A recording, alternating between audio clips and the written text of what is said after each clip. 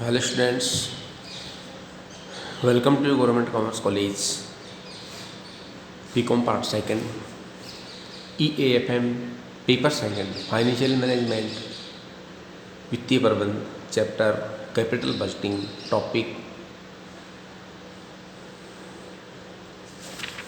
Topic है techniques of capital budgeting.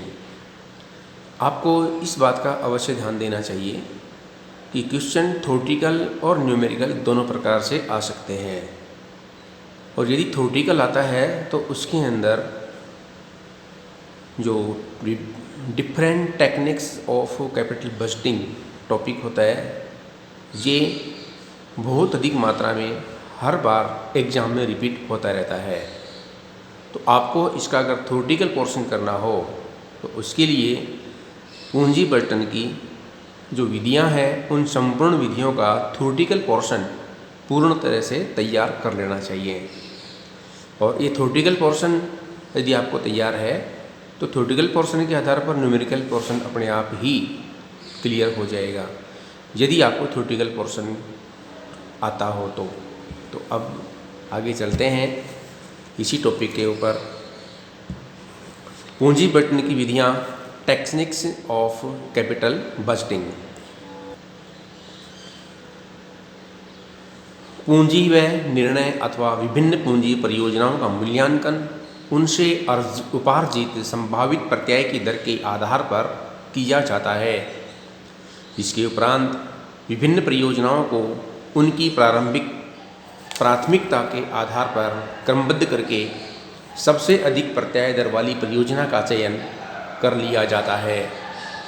इस कार्य के लिए अनेक प्रकार की विधियां प्रयोग में लाई जाती हैं, क्योंकि इन विधियों के आधार पर प्रत्येक परियोजना की लाभदायकता का अध्ययन करके पूंजी व्यय करने अथवा नहीं करने के लिए निर्णय लिया जा सकता है। इसलिए इन्हें परियोजना की लाभदायकता का मूल्यांकन, एप्रीजियल ऑफ प्रोजेक्ट प्रॉफिटेबिलिटी अथवा पूंजी बजटन प्रविधियाँ, कैपिटल बजटिंग टेक्निक्स के आदि के नामों से भी जाना जाता है। तो इनमें सबसे पहले हमारे पास जो पूंजी बजटन की विधियाँ आती हैं, ये दो प्रकार की होती हैं। एक होता है परंपरागत विधियाँ और दूसरा होता है अपरिहारित रोकड़ प्रवाह की विधियाँ। तो परंपरागत विधियों के अंदर हमारे पास तीन विधियाँ और बन जाती हैं, जो है अपरिहार्यता, अदायगी अवधि और औसत प्रत्याय दर। जबकि अपरिहारित रोकड़ प्रवाह के अंतर्गत हमारे पास तीन विधियां बन जाती हैं, जो ये इस प्रकार से हैं कि शुद्ध वर्तमान मूल्य, लाभदायकता सूचकांक और आंतरिक प्रत्याय दर विधि। तो कुल मिलाकर के आपके पास विधियां दो प्रकार की हुई और दो विधियां अलग अलग तीन प्रकार की हुई। इस प्रकार से यदि टोटल किया जाए तो ये हमारे पास में 6 विधियां बन जाती हैं, जिनमें 3 परंपरागत विधियां होती हैं और तीन वर्तमान मूल्य पर आधारित विधियां होती हैं। तो परंपरागत विधियों के अंदर हमारे पास में अपरिहार्य विधि, अर्जेंसी मेथड, अदायगी अवधि विधि, पेबैक पीरियड मेथड, औसत प्रत्याय दर विधि, average rate of return method. तो इनमें सबसे पहले हमारे पास आती है अपरिहार्यता विधि, अर्जेंसी मेथड। अपरिहार्यता विधि अल्पकालीन आवश्यकताओं अथवा संकट की परिस्थितियों के आधार पर पूंजी परियोजना की स्वीकृति को उचित ठहराने हेतु एक प्रयुक्त मापदंड होता है। इस विधि के आधार पर या इस विधि के अंतर्गत ऐसी परियोजनाओं को पहले लिया जा सकता है जो कि तुरंत आवश्यक हैं तथा जिन्हें स्थगित नहीं किया जा सकता है। फॉर एग्जाम्पल, किसी कार्यरत मशीन के ध्वस्त हो जाने, टूट जाने, खराब हो जाने, वेस्ट हो जाने पर उत्पादन प्रक्रिया को चालू रखने के कारण उसकी मरम्मत करवाने के बजाय नई मशीन को प्रतिस्थापित करने का निर्णय लिया जा सकता है। यद्यपि ऐसा निर्णय आर्थिक दृष्टि से अनुपयुक्त हो सकता है, लेकिन विशेष परिस्थितियों में यही निर्णय उचित होता है। Doctor SV. सिंह ने भी बताया है कि अध्ययन की गई संस्थाओं में परियोजना की वांछनीयता की जांच करने का यह सर्वाधिक प्रचलित तरीका होता है। इस विधि के गुण और दोष हैं। तो इस विधि का सबसे बड़ा लाभ यह होता है कि इसकी सरलता है, किंतु अधिक विनियोजन एवं दीर्घकालीन परियोजनाओं के लिए इस विधि को निर्णय पर का आधार नहीं बनाया जा सकता है, क्योंकि अपरिहार्यता का कोई मापदंड नहीं होता है। अपरिहार्यता के आधार पर लिए गए निर्णय संयोग से भले ही ठीक निकलें, लेकिन वैज्ञानिक दृष्टि से विश्लेषण के आधार पर निर्णयों की तुलना में ठीक नहीं भी हो सकते हैं। इसके दोष इस प्रकार से हैं, जैसे नंबर 1, यह वैज्ञानिक विश्लेषण के आधार पर खरी नहीं उतरती है तथा वस्तुनिष्ठता व सामान्यतः दोनों की ही कमी होती है। नंबर 2, यह परियोजना की पूंजी उत्पादकता तथा संस्था की अर्जनों पर इसके प्रभावों को मापने में असफल है। नंबर 3, इस विधि के आधार पर निर्णय लेने के कारण विभिन्न अधिकारियों द्वारा अपनी परियोजनाओं को स्वीकृत करने के लिए प्रबंध की चापलूसी करने की प्रवृत्ति बढ़ जाती है। यदि कोई परियोजना स्थगित हो सकती है तो उस पर विचार नहीं किया जाएगा, चाहे वह कितनी ही लाभप्रद क्यों न हो। इसलिए अपरिहार्यता के आधार पर कोई भी पूंजी व निर्णय तभी लिया जाना चाहिए जब संस्था के परिचालन जीवन में विशेष परिस्थितियों में उचित एवं आवश्यक होता हो। इस संबंध में जी.डी. क्विरीन ने भी कहा था कि पूर्णतः किसी मापदंड के अभाव में विनियोजन परियोजनाओं के चयन में अपरिहार्यता मापदंड का प्रयोग इसके अंतर्निहित आशय में या आशय से प्राय कुछ अधिक हो जाता है।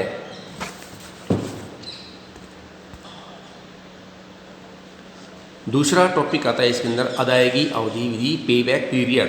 अदायगी अवधि विधि के अंतर्गत एक नॉर्मल सी बात है, आप और हम ये जानते हैं कि कोई भी उत्पादनकर्ता जो प्रोजेक्ट स्थापित करना चाहता है वह उसमें लगाई हुई कीमत को सबसे पहले वसूल करने का प्रयास करता है। फॉर एग्जाम्पल, यदि कोई ट्रांसपोर्टेशन कंपनी बस खरीद करके और उसका संचालन करके बिजनेस करना चाहे तो वो यह देखता है कि इस बस में जो भी इन्वेस्टमेंट होगा, जितने रुपए की वो खरीदी जाएगी और उसमें establishment expenses, road tax expenses, excise duty, जो भी खर्चे सारे होते हैं, उन सब खर्चों को मिला करके टोटल कॉस्ट बैठती है इनिशियल इन्वेस्टमेंट। और ये इनिशियल इन्वेस्टमेंट कितने वर्षों में वसूल हो पाती है? 1 वर्ष, 2 वर्ष, 3 वर्ष।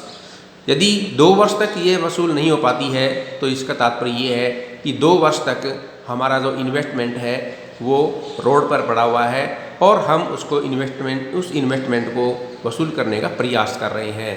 तो जब 2 साल पूरे हो जाएंगे और उसके बाद में फिर हम यदि आगे बढ़ते हैं तो हम देखते हैं कि हमें प्रॉफिट होगा या लॉस होगा। लेकिन सबसे पहला जो उद्देश्य ये बन जाता है कि जो मशीन में इन्वेस्टमेंट किया गया था वो कम से कम कितनी अवधि में वापस हमें मिल सकता है, पे बैक पीरियड कम से कम कितनी अवधि का पे बैक पीरियड होता हो।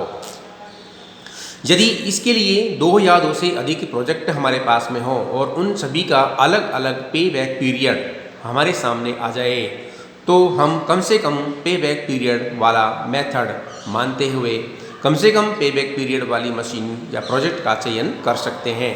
तो ये हमारी अदायगी अवधि के आधार पर डिपेंड करता है कि हम जो प्रोजेक्ट लगा रहे हैं उसकी अदायगी अवधि कितनी होती है। अदायगी अवधि विभिन्न नियोजन प्रस्तावों के मूल्यांकन की परंपरागत विधियों में सर्वाधिक प्रचलित एवं लोकप्रिय विधि होती है। प्रत्येक संस्था का किसी परियोजना के चयन में अधिकतम लाभ प्राप्त करना जहां मुख्य उद्देश्य होता है, वहीं संस्था विनियोजन लागत को कम करने से कम अवधि में वसूल करना चाहती है। अतः वह अवधि जिसमें एक परियोजना की मूल लागत की वसूली होने की संभावना होती है तो उसे अदायगी अवधि कहते हैं। उसे अदायगी अवधि, रोकड़ वसूली अवधि भी कहते हैं, अथवा विनियोग की लागत उससे अर्जित की जाने वाली आय से कितनों वर्षों में वापस मिल जाएगी। इस अदायगी अवधि की गणना करने के लिए जो हमारे पास इन्वेस्टमेंट कॉस्ट होती है, उस इन्वेस्टमेंट कॉस्ट में एनुअल कैश इनफ्लो का भाग दे दिया जाता है। जैसे यदि हमारी प्रोजेक्ट की कॉस्ट 10 लाख रुपीज़ हो और उस 10 लाख रुपीज़ इन्वेस्टमेंट करने के बाद यदि हमें 2 lakh rupees per year 2 lakh rupees per year annual cash inflow equal रूप से प्राप्त होता हो, तो उसके लिए हमें क्या करना होगा कि जो 10 लाख रुपीज़ होता है उसमें 2 लाख रुपीज़ से डिवाइड कर देंगे और डिवाइड करने पर आता है 5 ईयर। तो 5 वर्ष की जो अवधि है इसको हम क्या कहेंगे, अदायगी अवधि, पे बैक पीरियड कहेंगे। तो इस प्रकार से हम काउंटिंग कर सकते हैं। और काउंटिंग करने के लिए इसमें 2 आधार होते हैं। एक होता है इनिशियल इन्वेस्टमेंट, तो एक ही काउंट होता है, लेकिन यदि हमारे पास में एनुअल कैश इनफ्लो आता हो, और वो 2 प्रकार से आता है, या तो वह समान रूप से हमको प्राप्त होता हो, जैसे मकान का किराया, मशीन का किराया, ऐसे समान रूप से हमको प्राप्त होता हो। और दूसरा, यदि हम बिजनेस में लगाते हैं तो बिजनेस की कोई स्टेबिलिटी नहीं होती है, तो वो घटता भी होता है, बढ़ता भी होता है। इसके लिए उसका जो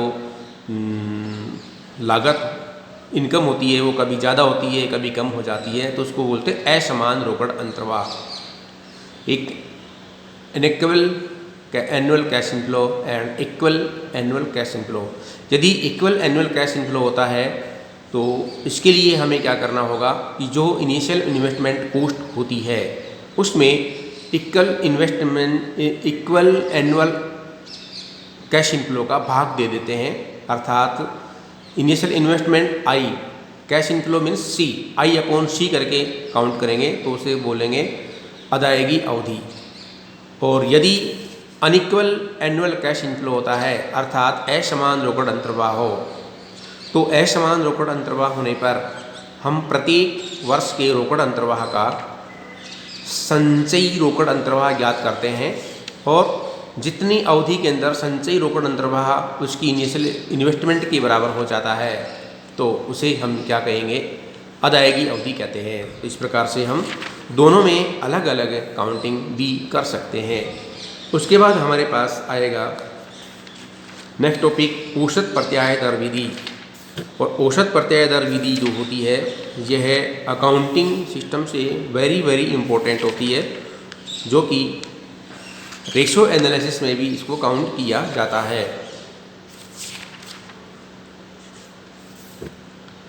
रेशो एनालिसिस के अंदर भी आपको इसके बारे में बताया गया है कि ये कैसे काउंट होती है। Initial investment upon annual net profit after tax. इसके अंदर ये बेनिफिट होता है कि ये जो विधि होती है, इस विधि के अंतर्गत यदि हमें काउंटिंग करना हो तो ये परसेंटेज के आधार पे काउंट होती है। यही एक ऐसी विधि है इस पूरे चैप्टर में जो परसेंटेज बेस पर काउंट होती है। और परसेंटेज बेस के ऊपर काउंट करने के लिए इसका सिर्फ सीधा से एक फार्मूला बनता है, वो ये है कि एनुअल कैश इनफ्लो जो होता है उसका एवरेज निकाल देंगे, और एवरेज निकालने के बाद में हमारे पास इसका एवरेज नेट प्रॉफिट आ जाएगा। अर्थात पूरे सभी वर्षों का टोटल कैश इनफ्लो होगा, उस कैश इनफ्लो को जोड़ करके उतने ही वर्षों का भाग दे देंगे तो क्या आ जाएगा, average net profit after tax आ जाएगा। दूसरी तरफ हमारे पास में जो इनिशियल इन्वेस्टमेंट होता है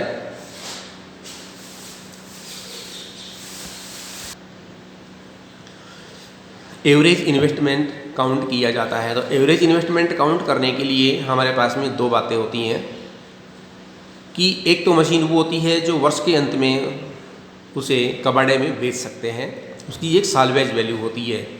तो initial investment plus salvage value दोनों को जोड़ के 2 का भाग दे देंगे तो एवरेज इन्वेस्टमेंट आ जाएगा। दूसरा, एक वो मशीन होती है कि जो वर्ष के जब उसको हम हटाएंगे तो हटाने पर इसका कोई वैल्यू नहीं होगा, या क्वेश्चन में कोई वैल्यू दी नहीं रहेगी, तो इसको हम एक टाइम से अर्थात वही मान लेंगे कि एंड में 0 और ओपनिंग में इनिशियल इन्वेस्टमेंट, तो 0 प्लस इनिशियल इन्वेस्टमेंट अपॉन 2, तो ये हमारे पास आ जाएगा एवरेज इन्वेस्टमेंट। इसकी काउंटिंग करने के लिए हमारे पास में एवरेज इन्वेस्टमेंट और एवरेज नेट प्रॉफिट और 100 तीनों के आधार पे फार्मूला बनता है, जो आपने 10वीं 12वीं में या 10वीं से पहले की जो क्लासों में अटेंड किया होगा, परसेंटेज नेट प्रॉफिट, उसी प्रकार से इसके अंदर काउंटिंग किया जाता है। तो net profit, average net profit after tax upon average initial investment multiply 100, इसके आधार पर हम average rate of return counting कर सकते हैं। और ये बात अवश्य ध्यान देनी है आपको कि यही एक ऐसी विधि है जिसमें आप परसेंटेज के आधार पर रेट काउंट करते हैं, तथा यही एक ऐसी विधि है जो आफ्टर टैक्स के आधार पर काउंटिंग की जाती है। बाकी सभी विधियों के अंदर after tax before depreciation net profit होता है, लेकिन इसके अंदर after interest and tax and depreciation, अर्थात सब कुछ घटाने के बाद में जो प्रॉफिट आता है उसके अंदर टैक्स घटा देंगे, और टैक्स घटाने के बाद जो प्रॉफिट आता है उसको हम आफ्टर टैक्स कहते हैं। और आफ्टर टैक्स यदि प्रॉफिट होता है वो किसी वर्ष में, सभी वर्षों में समान हो तो किसी एक वर्ष का ले लेंगे, और यदि असमान हो तो जोड़कर उसका एवरेज निकाल देंगे, उसके आधार पर इसी काउंटिंग की जाती है। धन्यवाद।